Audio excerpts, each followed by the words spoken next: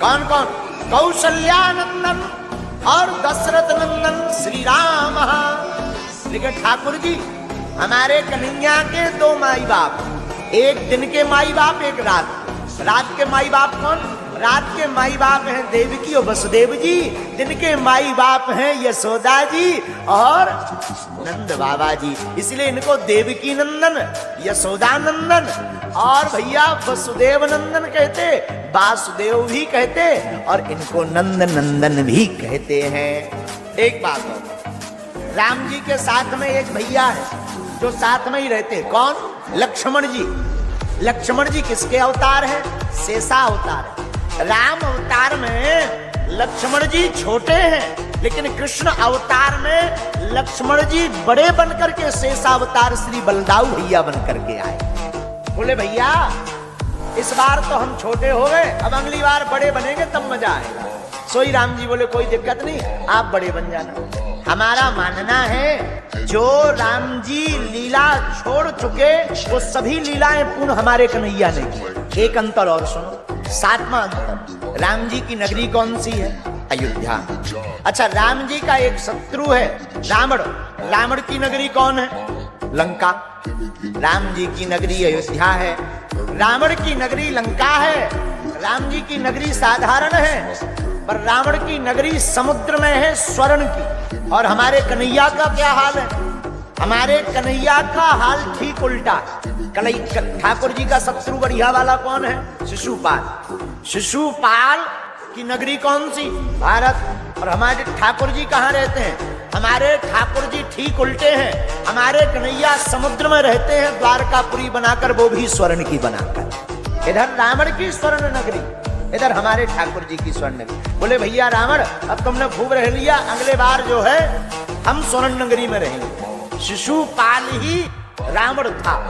एक ये विपरीत दशा देखी। आठवीं विपरीत दशा, रावण ने रघुनाथ जी की पत्नी हमारी मैया जानकी जी का हरण किया। भगवान बोले कोई बात नहीं, कर लो, अगले जन्म में हम देखेंगे। तो जब द्वापर युग आया वही रावण शिशुपाल बना। तो शिशुपाल का विवाह होना था रुक्मणी जी के साथ, सोई हमारे कन्हैया ने रुक्मणी जी का हरण कर लिया। बोले भैया अब हिसाब किताब बराबर, बहुत हो गया। पिछली बार तुमने हरण कर लिया था हमारी देवी जी को, अभी बार तुम्हारी लोग आई हो वाली नहीं बच रही। हिसाब किताब मामला देखो भाई, भगवान कर्जा वर्जा किसी का नहीं रखते। बोलो सीताराम। अब नौवीं बात सुनो, राम अवतार में राम जी प्रकट भय कितने बजे? 12 बजे प्रकट भय।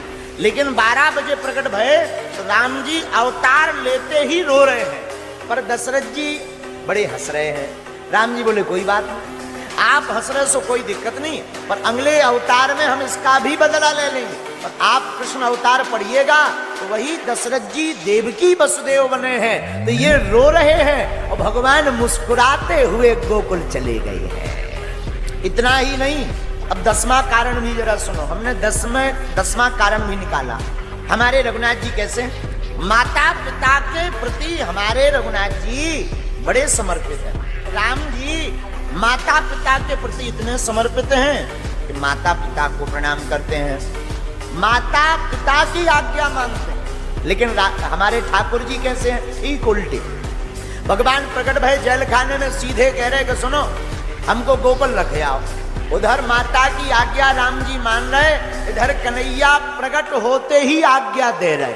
राम अवतार में रघुनाथ जी बोले देखो इस बार हमने आपकी आज्ञा मान ली, पर अगली बार आपको हमारी माननी पड़ी। 11वां विपरीत परिस्थिति सुन। राम जी 14 वर्ष माता पिता की बात मान करके वन को गए। माता पिता की आज्ञा मानकर हमारे रघुनाथ जी 14 साल के लिए वन को गए, माता पिता के लिए वन को गए। लेकिन हमारे कन्हैया में क्या विपरीत स्थिति है? ठाकुर जी के लिए माता पिता को कई वर्षों तक जेल में रहना पड़ा, तब सरकार आई। एक ये विपरीत स्थिति है। अब समानता क्या है राम जी में और ठाकुर जी में? समानता भी है। एक समानता तो हमारी नजर में ये है कि दोनों जनों ने एक काम एक जैसा किया। पूछो क्या? राक्षसी का वध एक जैसा किया। राम जी ने भी प्रारंभ में एक राक्षसी मारी और ठाकुर जी ने भी प्रारंभ में एक राक्षसी मारी। राम जी ने जिस राक्षसी को मारा उसका नाम था ताड़का, और ठाकुर जी ने जिस राक्षसी को मारा उसका नाम था पूतना।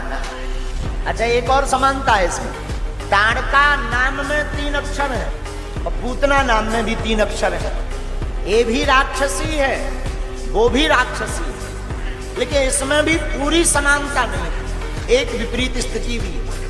पहली विपरीत स्थिति यह है कि ताड़का को मारा तो नेत्र खोलकर मारा, लेकिन पूतना को मारा ठाकुर जी ने तो नेत्र बंद करके मारा।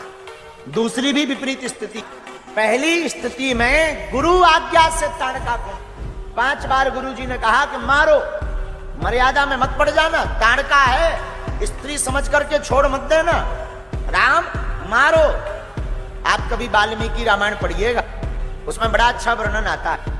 जब 5 बार गुरुदेव ने आज्ञा दी तो भगवान ने सोचा कि देखो गुरुजी की तो बड़ी ललक है कि हम ताड़का मौसी को मार दें, चाची ताड़का को मार, क्या करें, अब वो तो दिखाई नहीं पड़ रही। तो रघुनाथ जी ने बाण लिया, बाण के तार को खींच करके टंकार मानो ताड़का को बुलाया, सोई ताड़का दौड़ी चली आई, और जैसे ही दौड़ी चली आई एक ही बाण मार करके ताड़का को भगवान ने मार। एक समानता यह है, यहां गुरु की आज्ञा से राम जी ने ताड़का को मारा, लेकिन वहां भगवान कृष्ण ने किसी की आज्ञा नहीं ली, अपनी इच्छा से मौसी पूतना का वध किया है। राम जी में भगवान कृष्ण में यही अंतर। बोले भगवान राम की जितनी लीलाएं शेष बची थी उन्हें भगवान कन्हैया ने पूर्ण किया, उनका ही पावन ग्रंथ श्रीमद् भागवत है। इसलिए राम और कृष्ण दोनों में अंतर नहीं है, दोनों एक ही है। जो इनमें भेद मानता है वो